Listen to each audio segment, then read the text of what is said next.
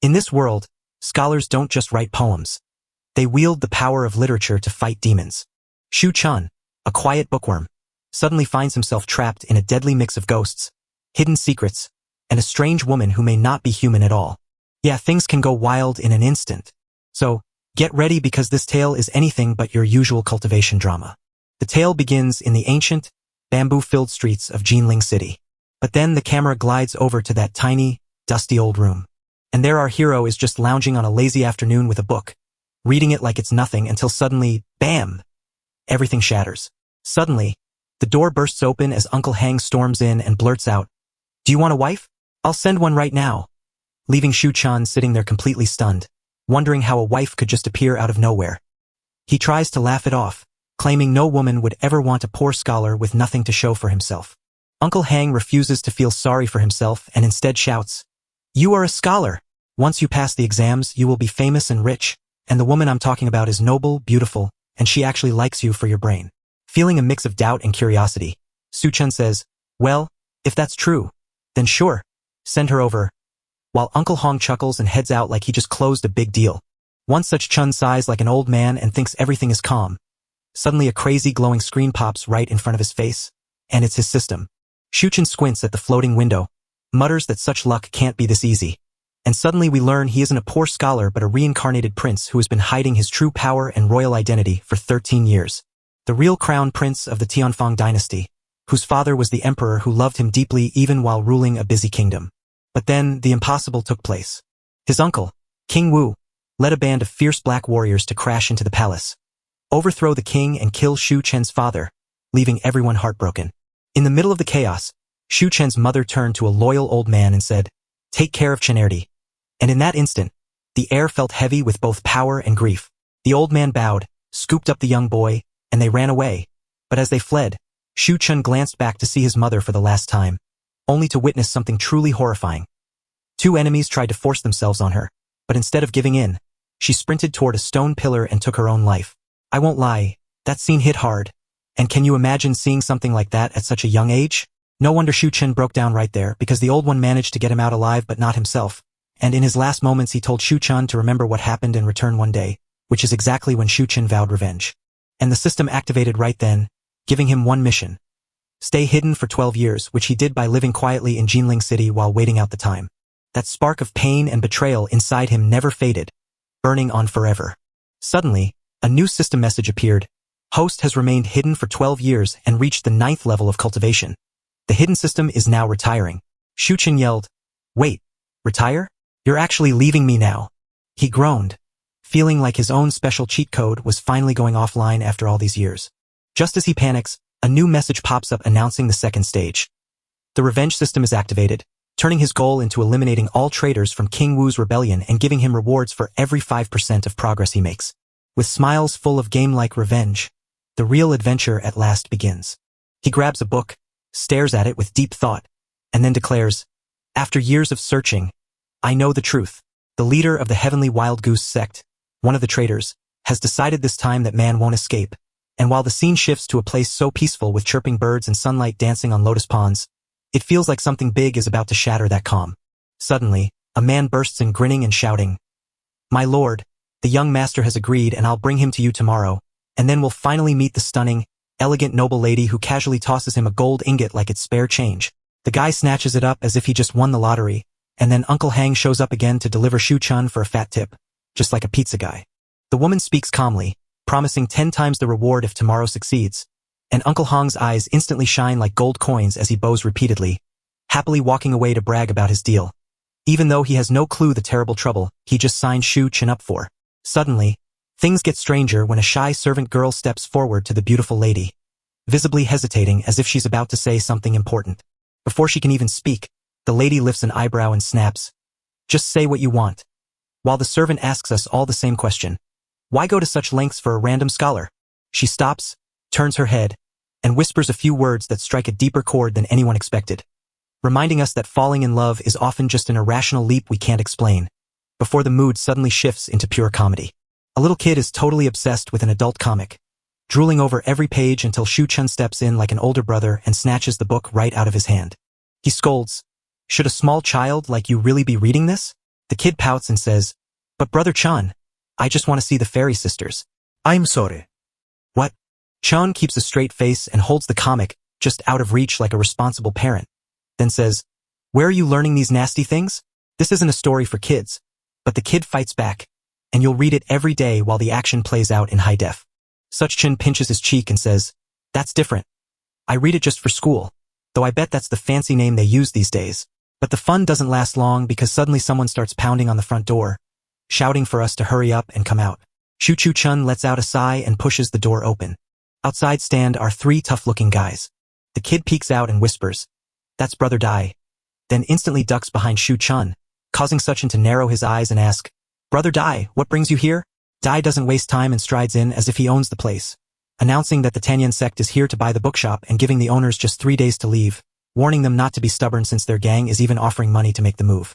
Shu Chun clenched his fists as the horse gang's lackey, Tanya Sak, arrived, and though he fumed that they showed up before he even chased them, he stayed calm and told Brother Dai that since his parents died young, this bookshop was all he had left. But Dai doesn't care. He coldly drops the bomb and reveals that Master Zhang from the Tanyan sect wants this place.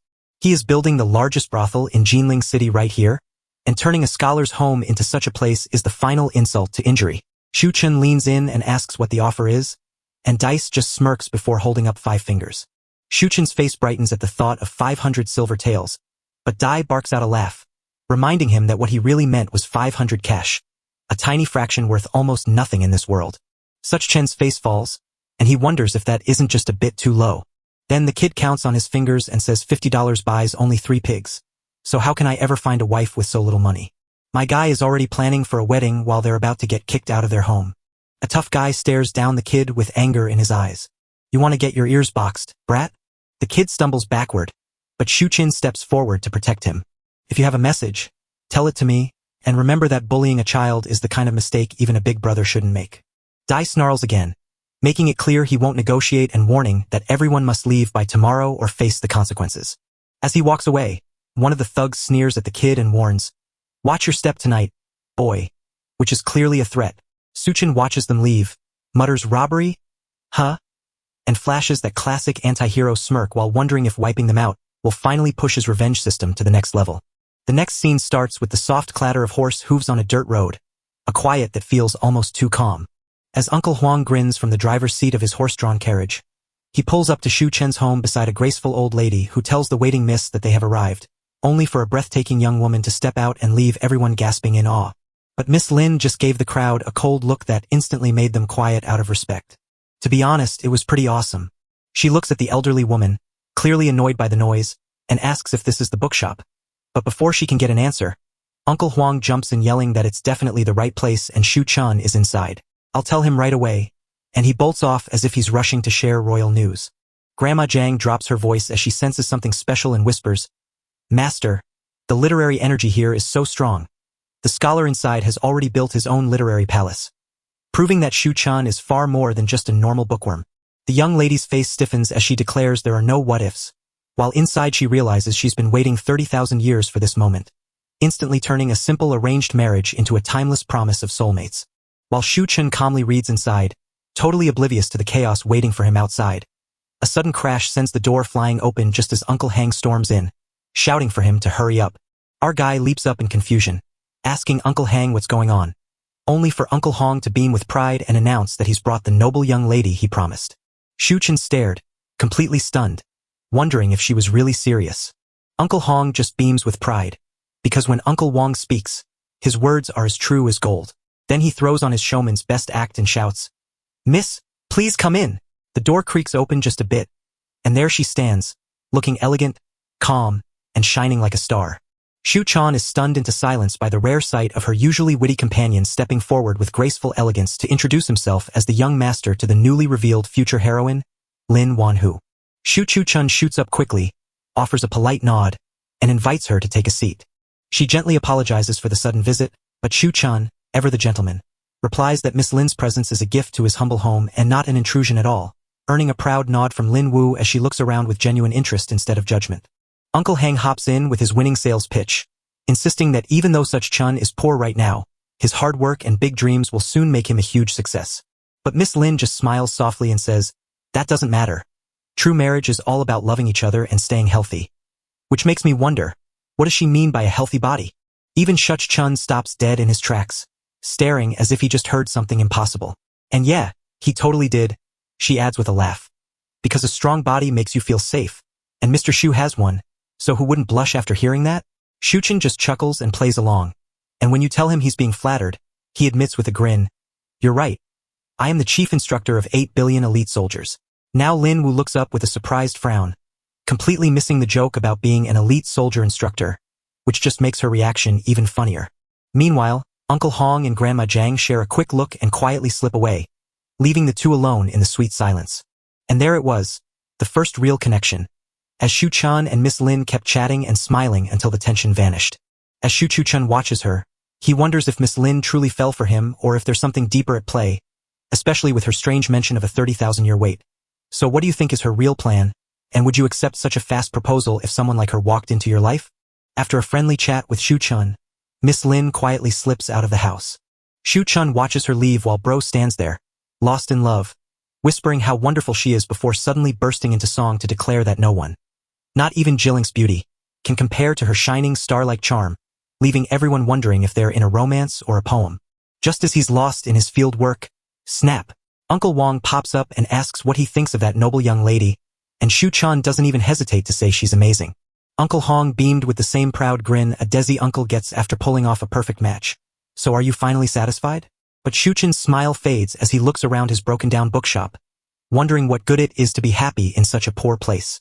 He thinks, I might have cheap powers, but I'm still a nobody on the outside, so there's no way this will actually work out.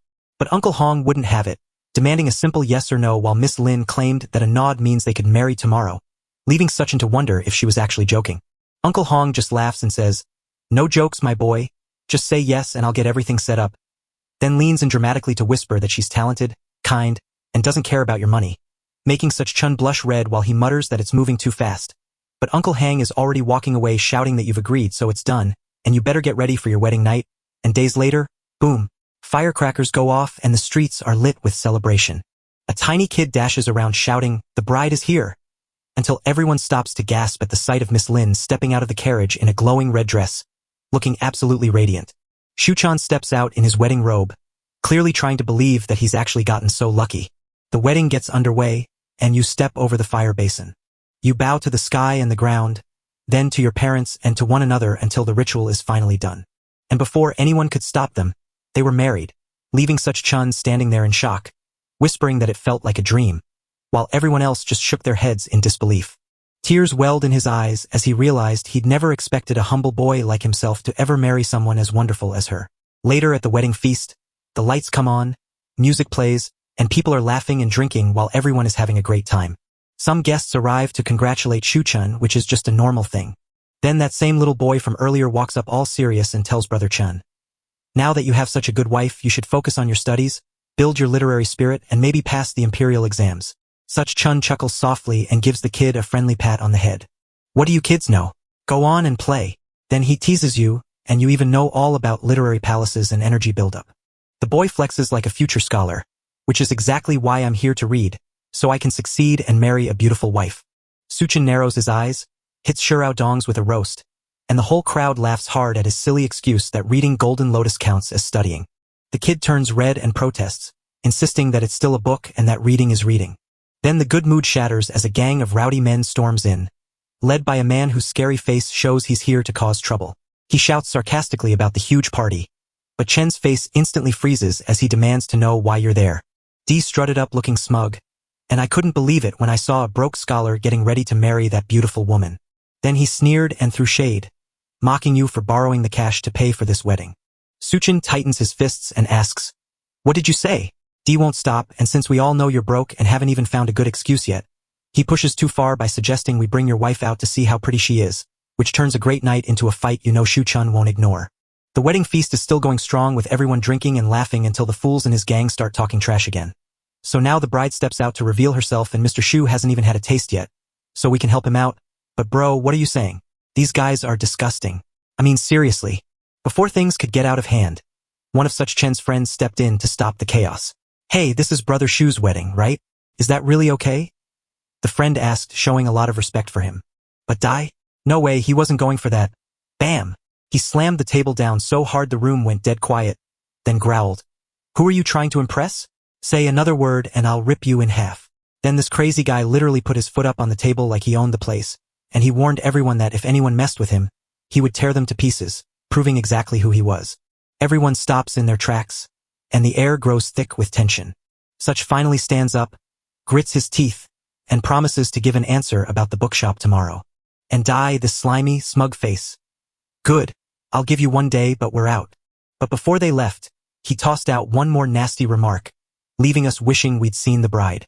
Well, there are always other chances coming up. Chun stands there seething with rage, his eyes burning with the thought that you begged for this moment. His friend leans in to whisper that everything is fine, then cuts in with a cool, straight-faced smile before turning to the crowd to invite them to enjoy the banquet with no worries, and right after that, the scene shifts to the bridal room where Miss Lin sits alone on the bed in her softly glowing red dress, patiently waiting. The door creaks open, and Grandma Jiang steps in with a fierce look, having just driven away the gang that came to threaten the young master and take his bookshop. Suddenly, everything about Miss Lin changes. She asks which gang it is, the cold-hearted horse gang from the Tanyan sect that wants to turn your husband's land into a brothel. Miss Lin, she's done. Kill them. No one touches Shinu-chan because my child's future rests on him. But wait. What? Baby, hold up, they're expecting. Grandma Jiang nods as if everything is perfectly normal. Confirms she has the prenatal medicine ready to brew, and then she's gone. The scene shifts to Shu Chun waiting outside the bridal room. His heart is racing in panic because tonight is the wedding night, and he has no idea what to do. He takes a deep breath, gathers his courage, decides to forget the fear, and steps through the opening door. Candles flicker as Miss Lin sits there, her veil still covering her face. He steps inside with a gentle smile, looking right at his wife. He then uses a jade stick to gently lift the veil from her face. Both Shu Chun and I were absolutely stunned, especially since she was far more stunning than any of Jin's finest courtesans. She glances away shyly and whispers, "Husband, we haven't had our cross-cup wine yet." He chuckles softly, as if he knew all along. They sit down, pour the wine, and share the traditional sip. Their hands cross as their eyes lock, making the moment feel truly adorable. Then Shu Chun, cheeks flushing, leans in and whispers, "Wifey, it's time for the bridal chamber." He places his hand softly on her leg. She nods as the candles flicker. The curtains drop and their first night begins. But right as everything faded to black, a spooky shadow appeared behind the curtain, like something demonic was watching them. And suddenly Shu Chun and Miss Lin's wedding night ended, peaceful and warm, but definitely full of surprises. The next morning, Shu Chun dressed himself like a proper gentleman and asked Miss Lin if she was ready, to which she beamed with a happy smile. She glowed from the previous night as she walked over, teasing him about someone who had seriously impressed her. Then she yanked the curtain back and there it was, the creepy red spot on the sheets. She glanced at it and smiled to herself, like she had just checked a big box off her mental list, feeling like a job well done. Perhaps Sue saw the shift in Miss Lin's face and asked what was on her mind, to which Miss Lin just put a hand on her belly, whispered something sweet, and hoped their child would grow up to be good. And if you caught that subtle shift, yeah, this story is moving fast, but while one couple was having tender pillow talk across town, things were getting loud. The camera cuts to DeQuang, that same guy who tried to shame Shu at the wedding, now throwing a wild party like he won the lottery while surrounded by girls, wine, and his own big head. A girl handed him a drink and teased him to remember her when he became powerful. And of course, Dai reacted just like the delusional villain he's turning into, boasting about his schemes to grab a chi-refining pill from the Tanyan sect and claiming he'd soon reach the 3rd level of chi refinement to become a major figure in Jinling City. The girls were gobbling up the news. One even gasped, claiming the 3rd level was already mastered. And another, she dreamed of striding sideways through town like she owned the place once he hit level 4. And honestly, if I hadn't known better, I might have laughed right along with them. Suddenly, the room went cold as a sharp, emotionless voice sliced through the party like a knife through butter, saying, "I think you probably won't reach it," which froze Dai in his tracks, made his drunken confidence vanish, and left him shouting, "Who's there?" while trying to sound brave but with a voice that was shaking. Then a masked woman emerged from the shadows, dragging 2 dead bodies behind her. The very thugs who had mocked Shu Chun at his wedding, now eliminated by Grandma Jiang on Miss Lin's orders to ensure no one could ever hurt such Chun. The girl screamed and died instantly, turning his face pale as he realized the regret of his life choices while nervously asking who she was, only for her to stare him down coldly and demand to know who he had offended. Dai played it cool, claiming he didn't think he'd done anything wrong. As he spoke, he slipped a hand into his robe, searching for a secret weapon or lucky charm. But the woman saw right through his act and reminded him that if she truly meant to kill him, he wouldn't still be standing there. Just then, Dai revealed his ace, a fiery talisman from the Tanyen sect. He told her to stop, but it was just another act of his usual overconfidence. Then our masked queen speaks with just 3 words. I'll give you 3 breaths to live, make your mood.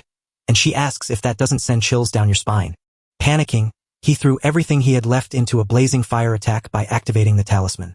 Flames erupted with wild fury, yet she didn't even flinch. She looked at the fire with 0 interest, asked, "Is that it?" and then flicked her hand to make the flames disappear in a sudden boom. That's when Dai's confidence completely vanished. His eyes went wide as he stuttered, "How is this possible? Who are you?" And just like that, the chaos exploded as Grandma Jang stepped forward, radiating an icy chill, and without a second thought, she declared in a freezing tone that dying by her hand was practically a blessing, and honestly, her words made you almost believe she meant it. Then with a loud boom, she fires her attack, sending a blast of energy flying at Dai at incredible speed. He stops dead, his eyes going wide with fear as if he realizes his story has finally come to a sudden stop. And you're right, he just needs one single hit to end it all. Lights go out, but Grandma Jang just takes off her mask, treats her job like a chore, and walks away with a heavy heart, only for a mysterious figure dressed in black and ready to fight to appear right on time. Then he steps into the light, his masked eyes locking on us as Shu Chun arrives, ready to take out the thief. As he steps closer, things feel wrong. Strange sounds fill the air, and he spots the ruins, realizing a fierce battle took place here before he leaps in to see what he finds. The dead bodies lay there while the goons were taken out. He instantly looks up and asks, "Who are you?" But Grandma Jang doesn't turn around, simply thinks he's another enemy, and hits him with a chilling lie that sends him straight to his death. She turns around, slips her mask back on, and locks eyes with a stranger who doesn't realize they know each other, leading her to mock him while Shu Chun realizes with horror that everyone else is dead. Then the question hits straight on you. Did you do this? That question grabs Grandma Jang's attention, making her raise an eyebrow and ask, "Wait, are you with the Tanyen sect?" Which leaves even Shu Chun confused, since she seems to be their enemy, and honestly, it's like 2 teammates dressed up for Halloween who are about to fight each other. Grandma Jang's patience snaps, and she refuses to wait for any answers. She swings a full power slash right at him, only to make a huge mistake. Shu Chun doesn't even blink. He blasts his chi energy away, making the attack vanish instantly, and then replies with a cutting remark, mocking how you still act so bold despite using such a small trick. Grandma Jang watches me building the second tier of the foundation, wondering how anyone from Jinling could possibly do it. But before she can catch her breath, Shu Chen's voice drops, his eyes lock on hers with deadly seriousness, and he screams, "Get down," causing a terrifying pressure to crash down so hard she collapses to her knees as the ground cracks beneath the weight of the world. Then the final warning arrives as Shu Chun turns to leave, telling her that since she wiped out the horse gang, he'll let her live this time. But next time she tries to kill him, she won't get another chance before walking away while Grandma Jang shakes in fear, never feeling such pressure before. She's freaking out inside, wondering who this guy is and how someone like him could exist in Jinling City, before realizing with horror that the man who just humbled her is actually her master's husband.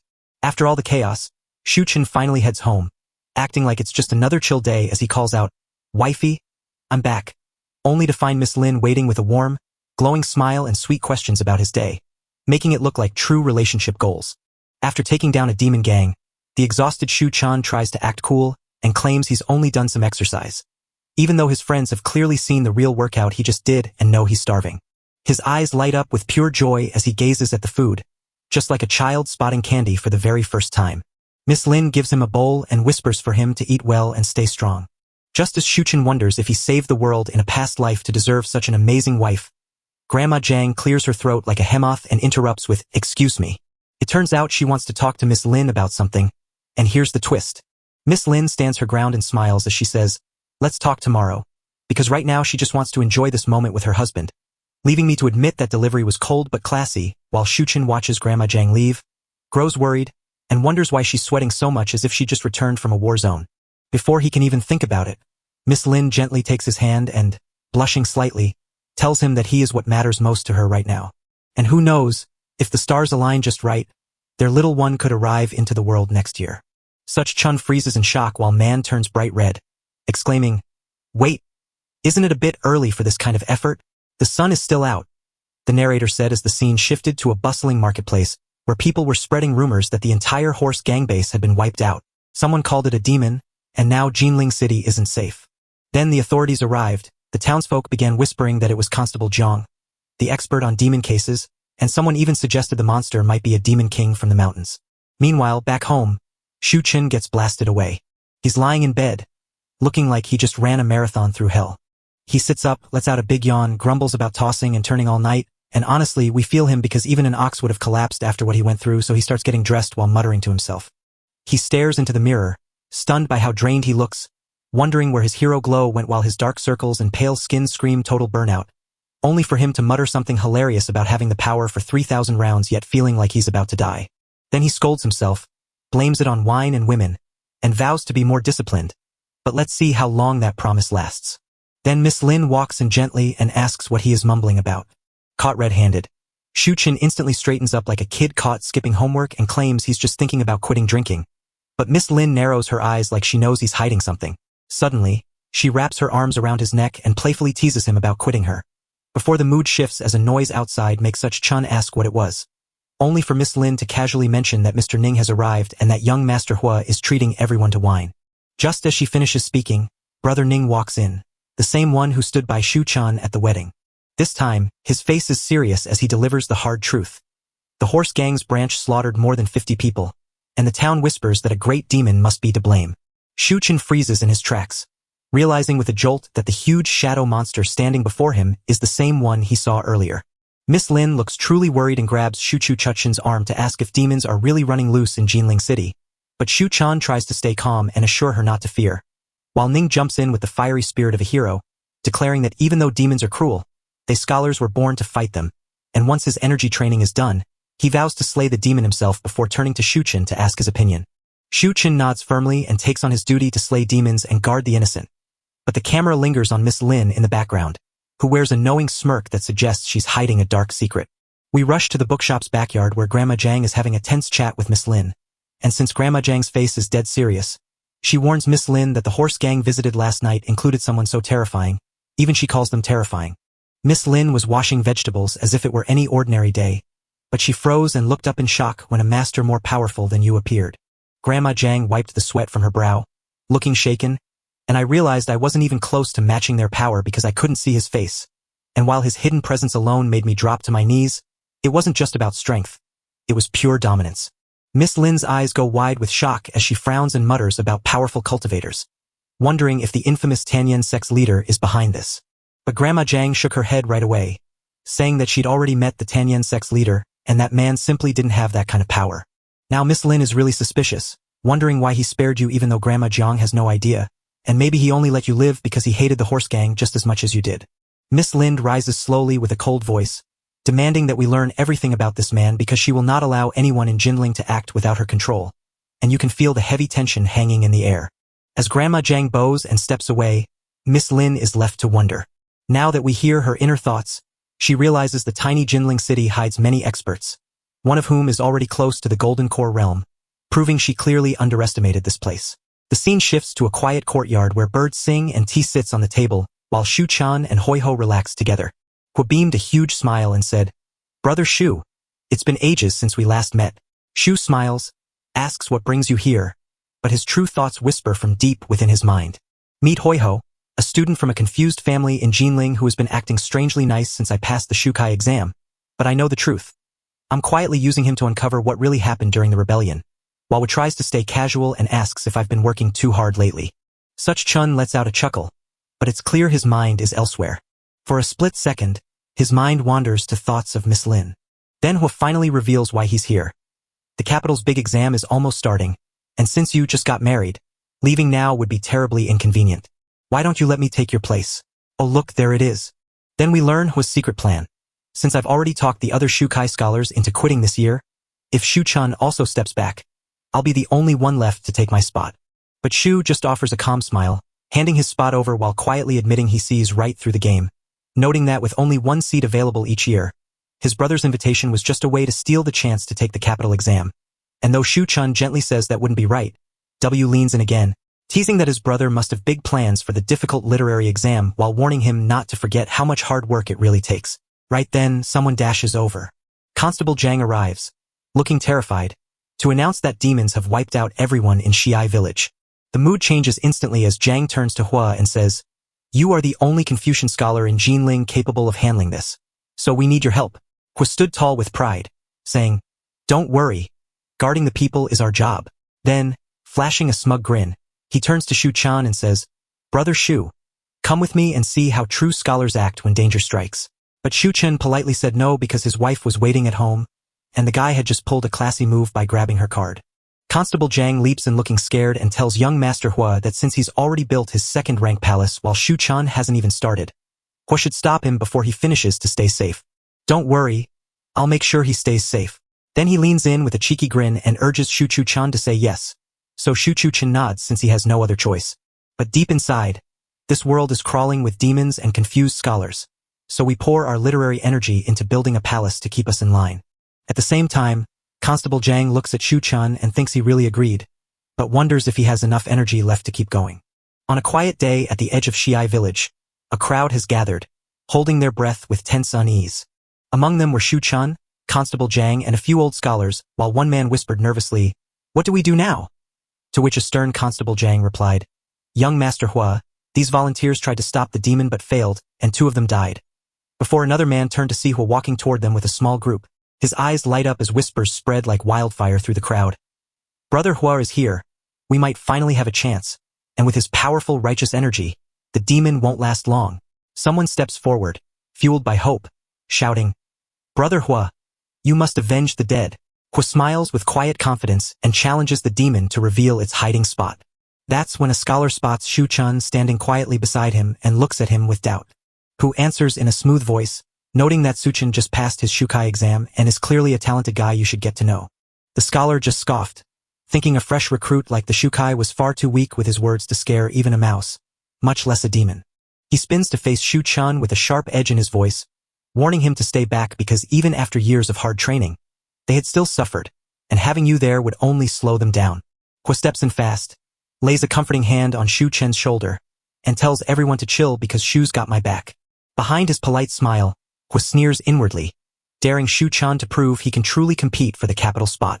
The group marches toward the shattered remains of Shia village, where the ground is stained with blood and scattered with bodies missing their hearts. Shu Chen's eyes go wide as someone in the back whispers that demons have never gone this far before, and this one is unlike any they've seen. Hua steps forward, chest puffed out, and tells the others not to fear because his 3 feet of righteous energy will slice through any demon, no matter how powerful it is. Constable Jan nods solemnly, finding strength in the hope that young Master Ho's family offers us. This demon isn't just any monster, because the whole village was gone before anyone could even see its face. A figure kneels by the dead body, reaches for its heart, proving they are a powerful cultivator. In this world, demons survive by eating humans, growing more powerful as they consume flesh and blood, then organs, until they reach the terrifying level of devouring the very essence of life itself. The scene shifts deep into the mountains. A boiling pool of blood bubbles and surges as bodies are tossed into it. A huge, angry stone was hurled at the demon lord, his claws digging deep into the rock as he growled in rage, but I knew I needed to throw even more. He smashes his hand down and shouts, "Bring more scholars to life if you can." The hunched demon bows with a grin, saying, "As you command, my lord." He spins around and gives his lips a quick lick. The hunt begins as the tension grows thick and heavy like a rolling fog.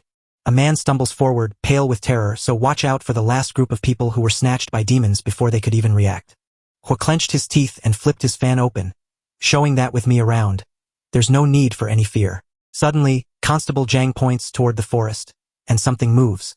Everyone stops and looks around as a dark, tall figure steps out from the trees. A wave of dark power erupts, making the air instantly freeze and feel heavy enough to crush your lungs. The demon grins with sharp, shining fangs, and as the Great King's patrol steps closer with glowing red eyes, I show you exactly what I found. Prey was brought right to my feet, and he laughed with a dark chuckle while running his tongue over his lips. Quo's eyes narrow into slits, his voice turning ice cold as he realizes he's facing a black bear spirit, and suddenly, the air gets hot with danger. Constable Jiang faces a giant black bear demon and admits it's too strong, so he asks young Master Hang to join forces, but Hang is too confident to accept the help. He screams for everyone to join his attack, and I feel like I could do the same. He turns to Shu Chun and urgently warns him to stay right by his side, But Shu Chun looks up and feels a dark demonic power rising from the village. Realizing the bear demon is likely just a pawn while a real boss hides in the shadows. So when the beast roars and charges, the danger suddenly explodes. Everyone leaps into the fray with Huang and his scholars. Yet the bear swats their strikes aside as if they were nothing. It's almost funny how little harm they're actually causing. Huang changes his plan and shouts for everyone to press their literary buttons, and instantly glowing books pop into their hands. In this world, books are like magic weapons, and that's pretty awesome. They hurl the reporters at the demon, and for a brief moment it actually works. The bear stumbles back a bit as the crowd roars, shouting that killing this beast will make them heroes and famous all over the city. With Zhang screaming, they'll be legends. But then the bear gets really mad. He looks really angry. Then it roars again and smacks all those glowing books out of the air like it's swatting flies. Then it punches Xiong so hard he flies through the air, crashing onto the ground hurt and admitting there was no way he could have blocked that blow. And guess what? Most fighters freeze in panic and bolt, leaving everything behind. Now only Shu Chun and Hang stand there, but the bear demon zeroes in on them, roaring that it's going to crush them both. Hang, still trying to act tough, braces himself and thinks about using a powerful move to inspire righteousness, convinced it's his trump card against the demons, while also assuming the demon will strike at Shu Chun first, which makes anyone else wonder if he's really being smart. Shu Chun readies himself for battle, but Wang holds him back, insisting he stay close so that his own brave spirit can shield them both. The demon lunges forward one last time, letting out a roar that sounds like it's about to be the final big fight. Right before the blow lands, Shu Chun suddenly spots something terribly wrong. With his own power, Huang freezes Shu Chun in place like a statue, leaving him as bait while calmly saying goodbye as Shu Chun stares in shock. Just as the black bear demon lunges to crush Huang, having casually sacrificed Shu Chun like it was nothing, time itself halts right before the monster's claw can smash the frozen boy into the ground. The demon suddenly froze right before its final attack, confused by the kid who felt far more dangerous than the glowing warriors, even though he had no flashy powers to show for it. Remembering the Demon King's advice to strike the weakest target first, the demon immediately turns its gaze toward the fragile little girl. He turned and crashed straight into Wang, who was still charging up and couldn't dodge in time. Zap! Right into a wall. Huang snaps and starts screaming in pure rage. Why didn't it choose Shu Chun? Even Zhang is lost now. Everyone is like, wait, is Shu Chun actually dangerous? But Shu Chun just stands there in quiet thought, realizing that finding and beating the real Demon King hiding nearby would give him huge literary power. Then, without saying a word, he quietly walks away from the battlefield, leaving no shouting or drama behind. And of course, someone notices right away. One boy yells, "He ran away! What a coward!" And another jumps in to agree, shouting that Huang was not worthy of being a scholar even though he got hurt trying to protect him, so now the whole crowd is furious. Huang stays strong and tells everyone to ignore Shu Chun and just fight the demon. Zhang nods in agreement and decides to leave that guy behind, insisting that we put an end to this madness before it destroys us all. Wang shouts the order, and the whole group storms forward screaming kill, like they are facing a final boss, while Shu Chun is already miles away, walking down a quiet village road with a dark wave of evil power closing in around him. What he sees is a dead villager lying among corpses on the ground with rats gnawing at them, making Shu Chun frown and realize this evil must be cleansed. But right as his tone shifts with determination, he suddenly senses something coming. Suddenly a flash of light appears, and he moves out of the way in an instant. Then bam! 2 new bear-shaped demons with razor-sharp teeth appear, grinning wildly. They laugh, cheering that they've found a juicy scholar just for them. But Shu Chun smiles back and says he might be the lucky one, only for a demon to growl that his dreams end here before charging forward. Shu Chun doesn't even blink. He thrusts his hand forward and shouts, "Literary energy appear," and instantly a huge flash of glowing power bursts from him, lighting up the whole place. The demon skids to a halt in shock as the air glows with power, freezing its brothers in fear, while Shu Chun stops running to walk towards something far more terrifying and ready to show them exactly who they messed with. As soon as Shu Chun let loose his bright literary power, the 2 black bear demons stumbled back in shock, their axes clattering to the ground as they stared at him in pure fear. One of them muttered in disbelief at the thought of a new scholar like Air Shukai wielding such terrifying power. Yet Shu Chun calmly held up 2 glowing swords and told them, "In your next life, don't become demons again," which caused the demons to beg for mercy. Without a second thought, Shu Chun struck them down in one fast move, and as their bodies melted away, swirling clouds of literary energy rushed into him. He smiled as his strength surged, murmuring that the effect felt great, while wondering if defeating a demon king would bring an even bigger reward, all as a thick purple mist rose deep within the black wind forest near the demon lair. In a dark room, a huge demon bear sat on a throne made of bones. Minion demons hurried about, dumping fresh blood into a steaming pool. The Demon King announced that they would soon use this blood to make a special healing pill that helps demons get their strength back. Then he spoke again, saying that if he could find a few more scholar hearts, he would finish the mission his grandma gave him. But right then a lesser demon rushed forward to report that they were already hunting down the Shukai boy who had escaped earlier, so soon they would have fresh hearts, he said. The Demon King nodded with a twisted grin and explained that once they caught their targets, they should throw the victims' hearts into the blood pool to make medicine, and he would eat their flesh himself. But before he could finish, a calm voice from the entrance warned him that he would never get to enjoy anything because it was Shu Chun. The Demon King squinted in suspicion and asked who the visitor was. But Shu Chun walked into the cave with a quiet grin and just said his own name. He could feel the heavy pressure of this powerful Demon King, who demanded to know where the forest guards were, only to be met with Shu Chen's smug reply that the bear spirits were already dead in the underworld, which made the demon snarl in disbelief at Shu's weak appearance before Shu calmly challenged him to find out the truth. The Demon King exposed his chest and sneered at you. I'll rip your heart out and show it to you, so you can see whether it's red or black, before rising from his throne as a wave of terrifying dark energy surged through the den. The whole area shook as his followers cheered, shouting that the king had finally become a powerful demon general, while one whispered in awe about how brave the scholar must be to pull it off. The Demon King roared as he raised his hand, shaping a dark, terrifying beast from raw energy before shouting out his attack, Black Bear Heart Rip. The sound filled the room with such fear that even his own demons stepped back and trembled. As a giant wave of violent black energy roared straight for Shu Chun, he stood perfectly still and calm while watching the attack come closer and thinking, this Demon King sure knows how to fight. Even as the Black Bear King snarled, thinking Shu Chun was frozen in fear, Shu Chun just lifted his hand, spoke one word, execute, and a huge glowing sword suddenly appeared in front of him, blazing with enough power to light up the dark room, making the Demon King gasp and mutter, this isn't good. Suddenly, hundreds of glowing energy swords erupted from Shu Chen's aura, each one shining brighter than the last. They shot through the air and right through the Demon King's huge body. The Demon King gasped in shock, then his body crumbled to the floor after just one move. The demons around him screamed in horror, crying out that the great king was dead as panic took over their den.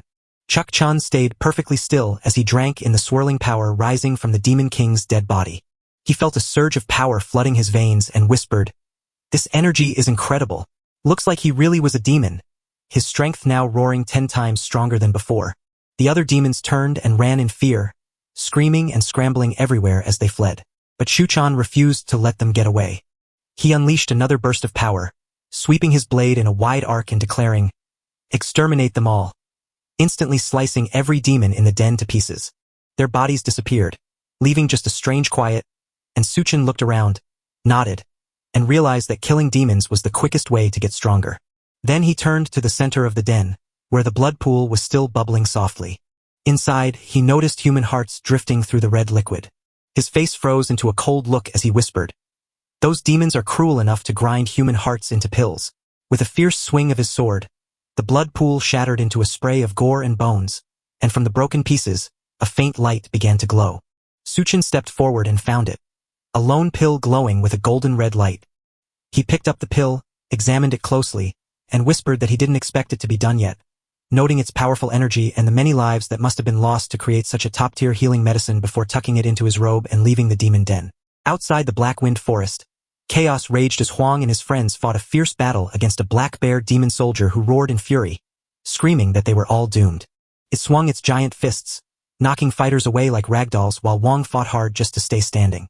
This black bear spirit is way too strong, he thought, realizing he had to find a way to escape before the demon locked eyes with him and pointed. I'll take down the leader first, it growled, then let out a deafening roar as it charged straight at Wang, who froze in panic wondering if he should run for his life. But then, the demon suddenly froze mid-step, feeling something was wrong and slowly turning around with wide eyes to ask why its master's energy had vanished, just as Zhang shouted to Huang that the bear spirit was falling and now was their chance. With the black bear demon finally dead, the whole squad erupted into wild cheers, acting like they just won the Cultivator World Cup. Then Jen, still catching her breath, asked the big question. Why did that demon suddenly freeze earlier? One of the guys boasted that it was all thanks to Brother Huang's power. He shouted, of course it was Huang, and his sudden burst of confidence shocked the demon. Everyone patted Hang on the back, telling him that without him they would have failed and that the spot in the imperial exam was definitely his. And honestly, Huang was absorbing everything like a dry sponge. Just as things settled down, A sudden shout announced Shu Chen's return, only for Hong to instantly switch to cold anger and accuse him of fleeing the battle just to steal credit for killing the demon. While others jumped in to mock him as a coward, telling him to jump off the mountain in shame, Jiang stayed quiet and noticed something strange. Shu Chun had just left Black Wind Mountain, which was the exact moment the Demon King's aura vanished and the bear demon froze, making it look like more than just a coincidence. Still, Huang waved the thought away and told everyone not to waste time on such Chun, reminding them that slaying such a powerful demon was a huge victory, and Jiang agreed, adding that since hundreds of villagers had died in Black Wind Mountain, the court would surely reward them for this heroic act. And then the politics arrived, and Jiang convinced himself that his background and this big win meant the imperial exam spot was his by right. Out loud, he gave credit to everyone, and maybe it was just a smart move, but he even invited the whole team to celebrate at the tower that night. But of course, everyone kept praising Hong, even though only young Master Hang could do it. He was the top shukai in the city, so much so that the girls whispered about his intelligence, looks, bravery, and how perfect he was as a husband. Time skipped ahead, and Huang rode in his fancy carriage to give the villagers a confident speech, telling them to relax since he had easily killed the demon and promised to slay any more that dared to come. But here's the twist. Far away in a quiet little house, Grandma Jiang stood by a fire looking terrified, admitting she'd secretly ordered demons to cause trouble just to get medicine for her master, and now that they were all dead, she begged for forgiveness while Miss Lin stepped in cold and calm, warning her that no one would see the sun tomorrow and making Grandma Jiang drop to her knees in fear, right before the story cuts to a man rushing home exhausted from a long day, patting his belly, and joking that his amazing wife's cooking is making him fat. Miss Lin beams with a sweet smile and promises to cook for him every day as long as he enjoys her food, making her sound like the perfect wife. Shu Chun laughed, admitted she was being silly, and confessed she could never get tired of his cooking. But then the mood shifts as Miss Lin turns serious and shares what she's heard about him and Jiang hunting demons in the Black Wind Forest, making her warn him firmly to stay safe, while Shu Chun quickly reassures her as a dutiful husband. He claims the demons were tough but easily dealt with by young Master Hang, who acted like a pro and even downplays his own help, though there's one thing to consider. Shu Chun admits inside himself that he's lying, knowing the truth of the forest but choosing to stay quiet so gentle Miss Lin won't start worrying. Now things get spicy because while Miss Lin nods on the outside and tells him to stay safe, her heart is frozen in a new place where she replays Shu Chun's words about defeating demons with one sword and realizes that anyone who killed her clan must die, no matter their family, which sends a chill of pure revenge down our spines. Shu Chun spots something wrong and shouts, "My wife." But deep down he has already made his choice. No matter how many demons show up, I will kill every single one of them. Then the talk turns, and he wonders where a Jiang has gone. Miss Lin calmly explains she left because a relative died and she went to the funeral. Shu Chun chases the lead, but who exactly is the relative he's looking for? She claims the visitor is from Blackburn Village, which sits right next to Black Wind Forest, so this isn't just a lucky accident. The scene shifts to Chunfeng Town, where Huang and his friends are partying as if they just saved the world. Hang stands tall in the middle, pours out the drinks, and promises to handle everything, saying, "This is classic. I've finally got that famous vibe." One guy lifts his glass to toast Hang, noting that without him, everyone there would be long dead. Soon, others join in to praise his incredible talent, calling him a once-in-a-lifetime genius and declaring him the perfect choice for the imperial exam. Huang plays humble and claims it was teamwork, but inside he's smugly thinking the exam spot is his no matter what, so he doesn't even need a bribe, while the party talk suddenly turns to a new shukai showing up in the city. Guys radiating pure literary power, who claim that future scholars can already suppress demons with their words alone to become the empire's new pillars. Huang nods and agrees he'll make it there eventually, then steps outside for a quick break only to find a beautiful woman standing right there. He instantly switches on his charming side, praising her, teasing her weak lover, and bragging about his special title to win her attention. But the woman just stands there quietly watching before asking, "Are you Huang?" He puffs up and says, "Yep, that's me, the great demon-suppressing hero of the city." And she repeats his title slowly before slapping him. Yep. Suddenly, she slaps him across the face, leaving Hang stunned and shouting, "What the hell? Who are you?" While the woman coldly demands to know if he is the man who killed the little bear from Black Wind Village. Still rubbing his face, Huang shrugs and says, "Yeah," thinking the bear demon was no big deal. But the woman senses his weak literary energy and realizes he's far too powerless to even kill the underlings. The bear demon feels wrong, and something is definitely off. Guang, refusing to lose his pride, shouts that his literary power is at its peak and claims to be a fearsome scholar slayer who can vanquish any demon. The woman doesn't buy his story, asks again if the victim was just a demon soldier, and then drops a bombshell about the blood pool in Black Wind Forest that Huang never saw coming. Confused and angry, he threatens her with his hero status. But she just slaps him again and declares she's beating the so-called city's great hero. Wang Lei sprawled on the ground, wailing loudly with a swollen, bruised face as tears streamed down while he screamed for help, claiming someone was trying to kill him. But the mysterious woman wasn't finished, for her cold face stayed the same as she moved closer and shouted, "I'll destroy you first," while lifting her hand to strike again. Suddenly, a blinding flash erupted from the jade pendant on Hong's waist, and a glowing figure crackled with power before appearing in the air, roaring, "How dare you!" Startled, the woman took a quick step back, her eyes wide as she whispered in disbelief, "This aura!"